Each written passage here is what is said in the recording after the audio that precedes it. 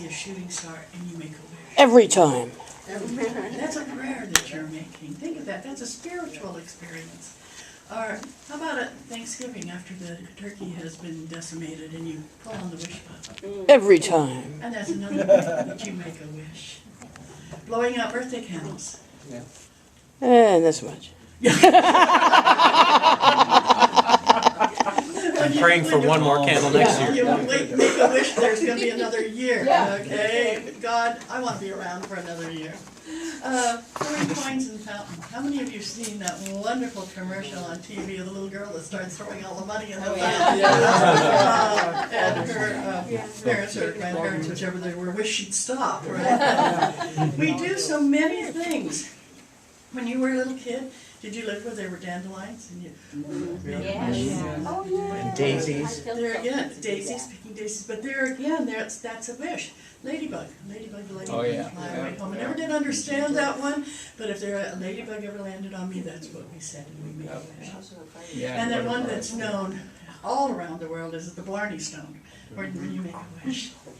And when you think of those, think of those wishes as these little small prayers that people have been doing for thousands of years.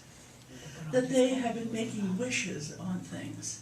And so when I was looking at wishes, and all of a sudden I thought of wishing upon a star in the Blue Fairy and Geppetto and Pinocchio. And when Pinocchio was, made into this being that could walk around but still wasn't a real boy. And many times we feel like that. We wish we could be completely whole. And as the Blue Fairy said in Pinocchio, what would make him the real boy is if he would be unselfish and help others. How many of you have ever thought of that, is to become a real person, is to help others? And when you think of that, we can be brave and truthful, but helping others makes us real. And then what did the Blue Fairy give Pinocchio? Anybody remember? Jiminy Cricket has a conscience. Think of a child thinking, I have a conscience. Whether you call it Jiminy Cricket, whether you call it spirit, whether you call it God, we all have that conscience that we can feel outside of ourselves, not just within ourselves. And that all comes about with wishes. And so think about all the wishes you want when you started making your resolutions for New Year's. Aren't those wishes? Or are some of you, are they goals? After about April, you thought, that was a wish, Because we all are looking for things outside of us that we want to have granted to us. And New Year's Eve and the resolution started way back in the Babylonian time. So this has been around. Each year, the Babylonians had to repay debts that they had borrowed, make sure everything was clean, and then they started looking at ways to get new things in through prayer. In medieval time, they were praying to whatever spirit or God that they were looking at.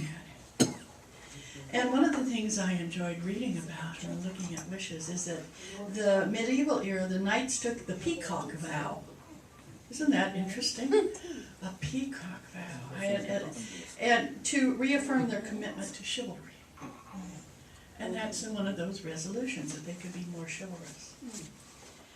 Many, many religions have parallels to this. During the New Year, or Rosh Hashanah, and through the high holidays, one is to reflect on one's wrongdoing over the year and seek utter forgiveness. And that's that wish, that prayer. Please, please forgive me. That's what we do at New Year's also. And we have so many of these, even during Lent. You're giving up things so that you can be renewed. And we're at that time of renewal right now, New Year's. This is a time to be inspired. Breathe all the life into those old dreams that you had last year, because you probably didn't get them completed, and giving birth to new ambitions. When you think about that, we can start over. Since it's New Year's, we can start over.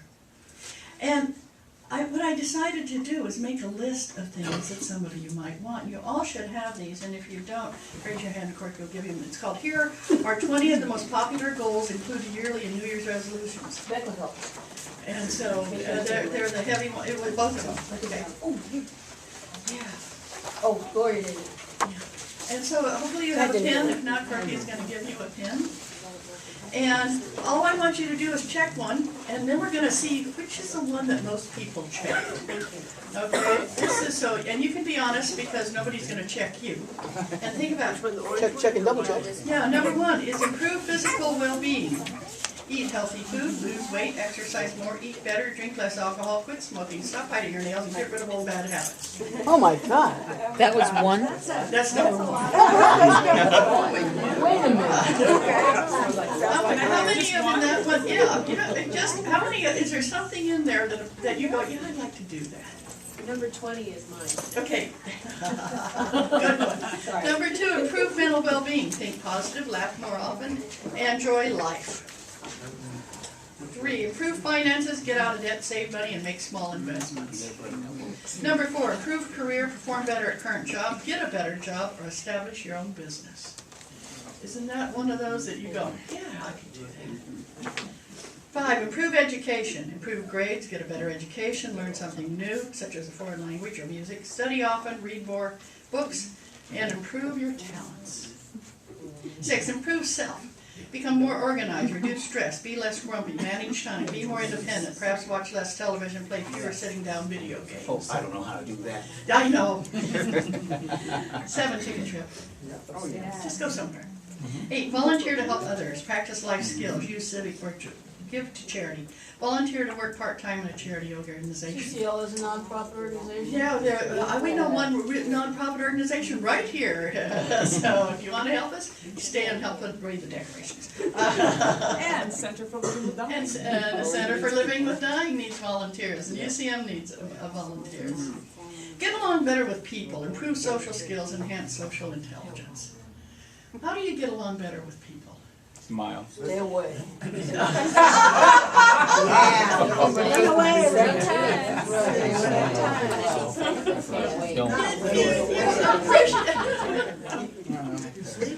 You appreciate who they are, right? Yeah, from a distance. Becoming more environmentally responsible. Donate more to charity. Make new friends. 13. Spend quality time with family members. 14.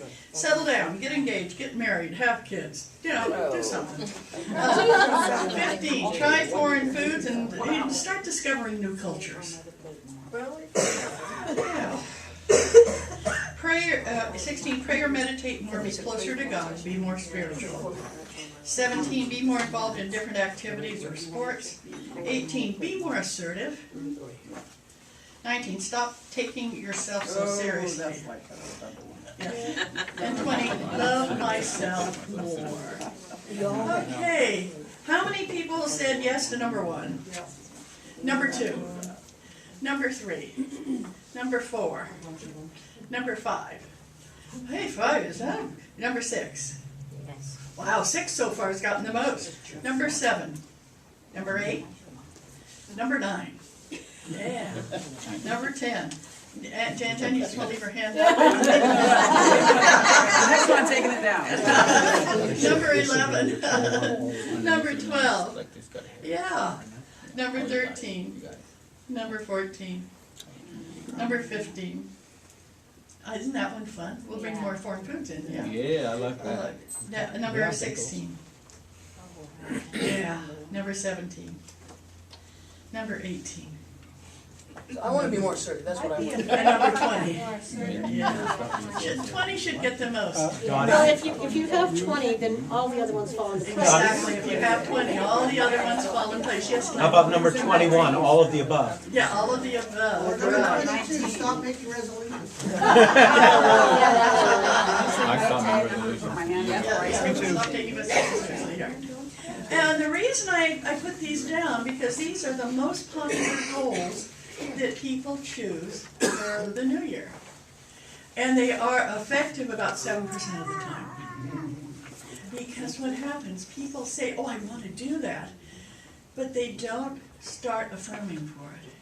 So what I want you to do, we now have a little goldenrod one, and I don't have a copy of that. Could I have a copy of the goldenrod one from somebody? Thank you. Okay. And when this one, the resolutions, I want you to change it to an affirmation. So you would say, number one, I have a life with another Father God centered heart. Number two, I have a life without anger and disappointment. Affirmations are right now. And as you say, I have this, it happens. And you'll find that as you look at this one on the goldenrod, this is something you can say every day. This is a prayer. An affirmation is not only a prayer, it's an acceptance of who you can truly be. I have a life without fear of failure. I have a life without thoughts of meanness. I have a life with joy and happiness. I have a life with good mental and physical health. I have a life without anxiety and worry. I have a life with good intentions. I have a life without needless drama. I have a life without worrying what people think of me. I have a life full of positive thoughts and ideas. I have a life full of dreams. I have a life full of love towards self and others. I have a life free from past negative memories. Yep. These you should do every day. These are not just for 2015.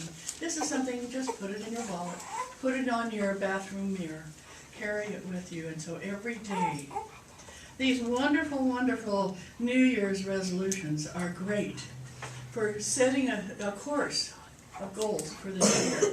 But the little goldenrod one is something you should do every day. There's a big difference about what you do daily and what you do. A well-rounded set of goals for what's coming up. So start thinking about what is it when I make these resolutions? What do I really look for? I look for something that's going to improve me. What this is something that realizes how wonderful you are. Because this is an answer to number 20. How to love yourself more is right here. And that's why you have 2 handouts today, because I wanted you to know that this is your life. It's not a gimmick. It's real. And truly, you can transform yourself into anything you want to be. But you have to start out liking what God gave you. Liking this body, this mental capacity, this spiritual energy. You cannot improve on it and work with it and transform it if you don't start out with this basis of I really love myself. And I find that is the greatest gift that we were given. And yet, we see kids, and you hear the mother saying, what are you doing, thinking about yourself again? You're too self-centered. Why don't you think about others? This constant harping that you're not okay. Anybody have that when they were growing up, feeling you weren't okay by things that were said? Yeah, and you bought it. And you get to be 25, 35, 40, 50, 60, 70, and you go, well, I was told I wasn't any good.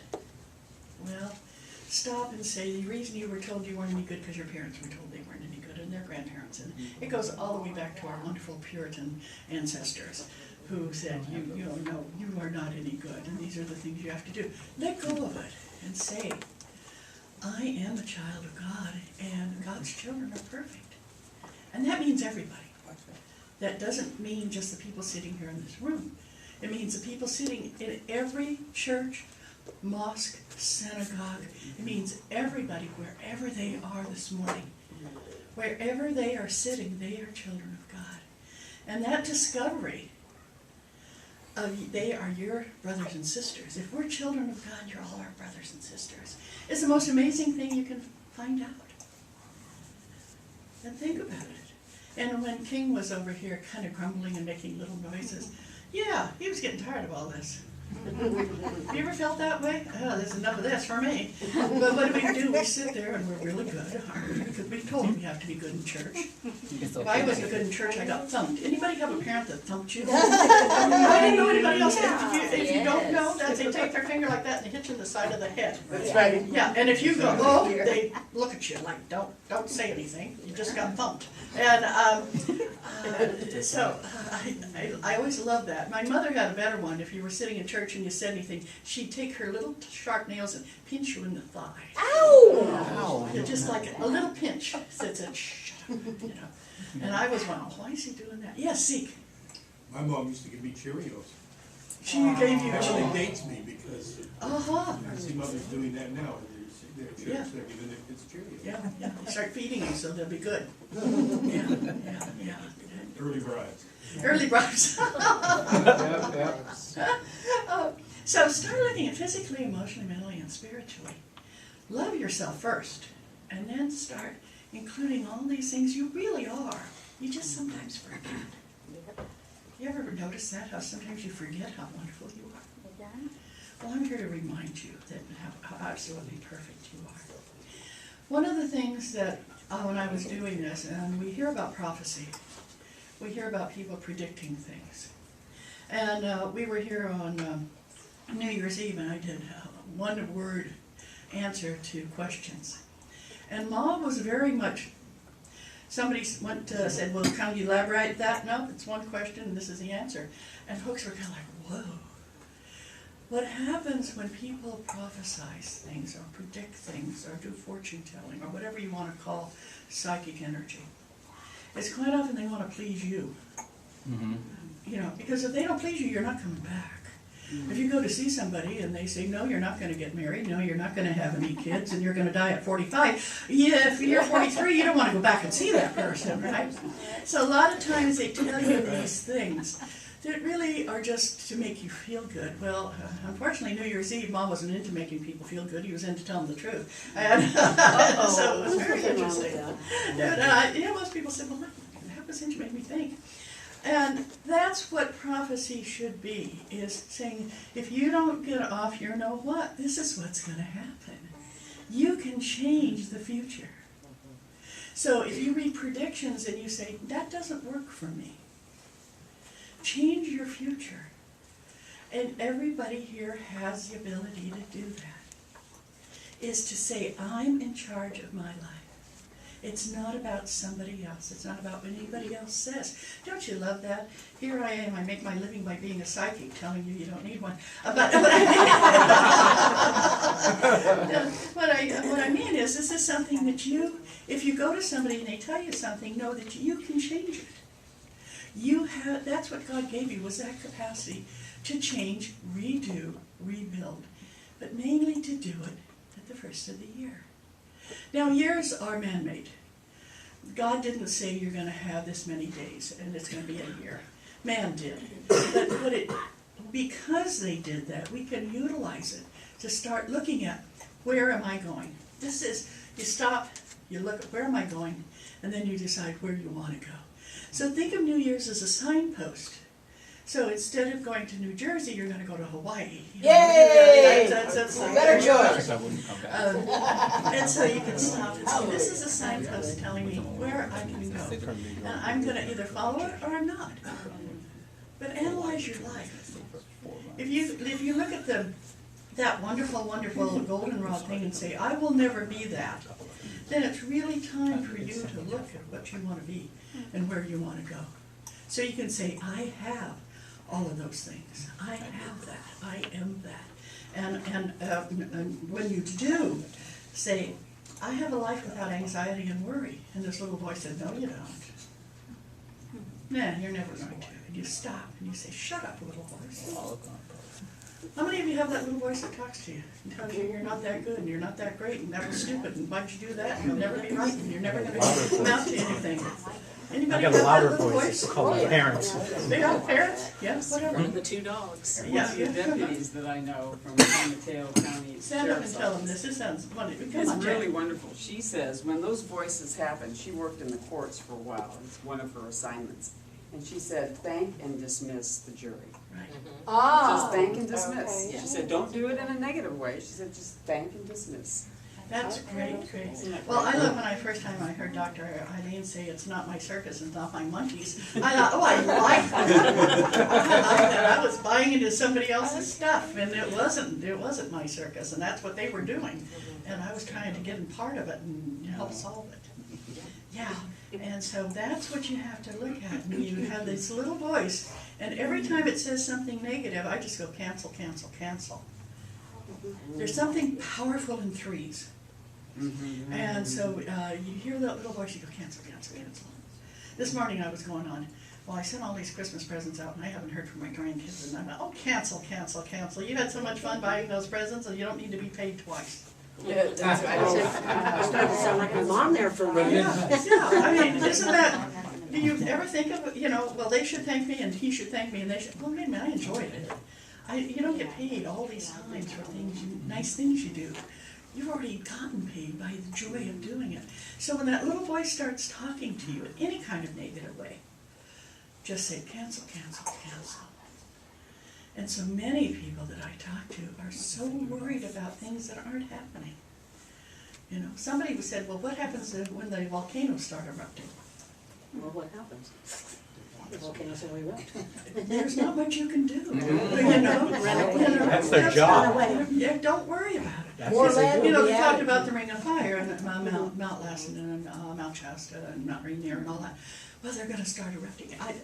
So I went inside and asked Ma, my spirit guide, when are they going to start erupting? And he said there was this pause, and he said, 3025. And he said, don't worry, you're not going to be here. You're right. And he says that worry is a prayer for something you don't want. Thank you, Annie. Can you stand up and repeat That's that? beautiful. I love that. Worry is a prayer for something that you do not want. Yay! So why I worry? love it. Yeah, yeah. That's right. So I want you all to think about it. What do you want this year? How do you want to do it? And how quickly can you accept you're absolutely perfect? Now we'll hear the choir again. Thank